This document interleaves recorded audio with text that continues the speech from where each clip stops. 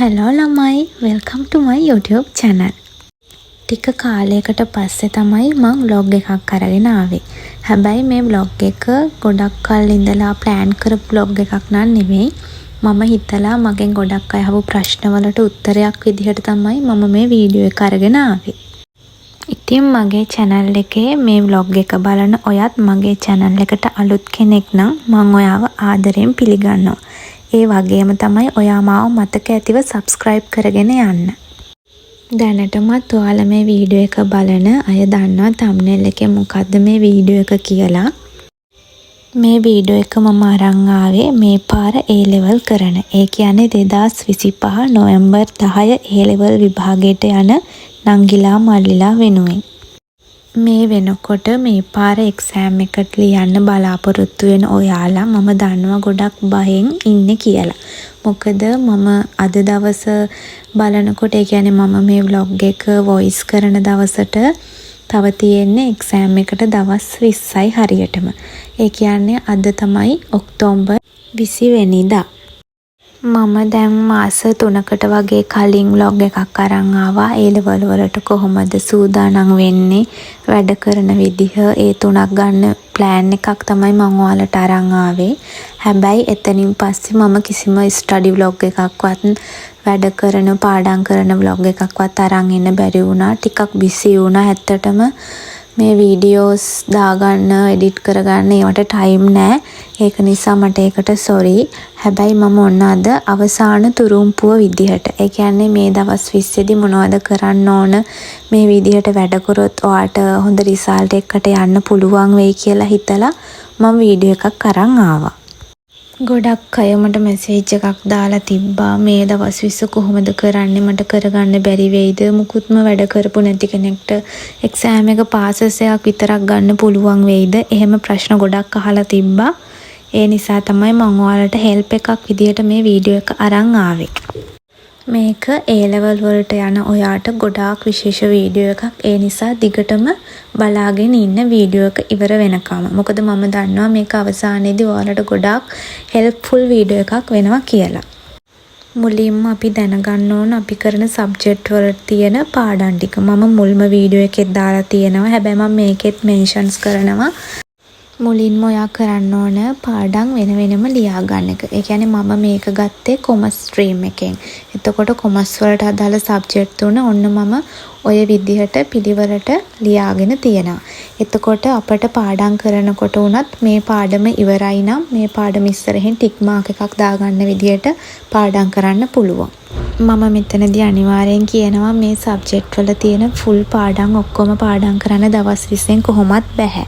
ඒ නිසා තමයි මම ඔයාලට මේ විදිහේ plan එකක් අරගෙන ආවේ.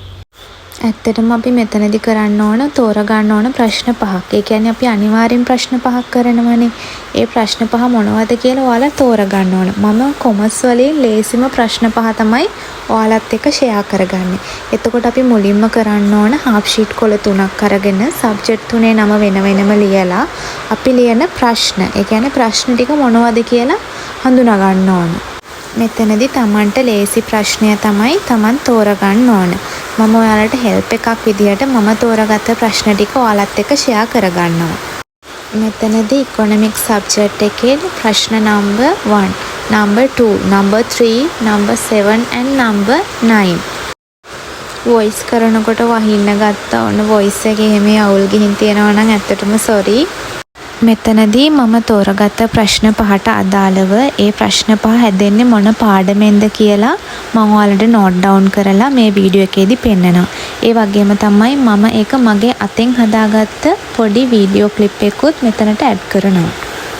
මේ ප්‍රශ්න පහ හැදෙන පාඩම් ටික cover කරගන්න අපට කොහොමත් පුළුවන් මේ time එක හොඳටම ඇති. එතකොට මේ ප්‍රශ්න පහ cover කරගත්තා කියන්නේ මේක second paper එකනේ. එතකොට first paper එකේ MCQ ගොඩක් කරගන්න පුළුවන් මේ ප්‍රශ්න පහට අපි අදාළව පාඩම් කරලා තිබ්බනම්. එක ප්‍රශ්නයක් හදාගන්න දවසක් ගත්තනම් හොඳටම time එක ඇති.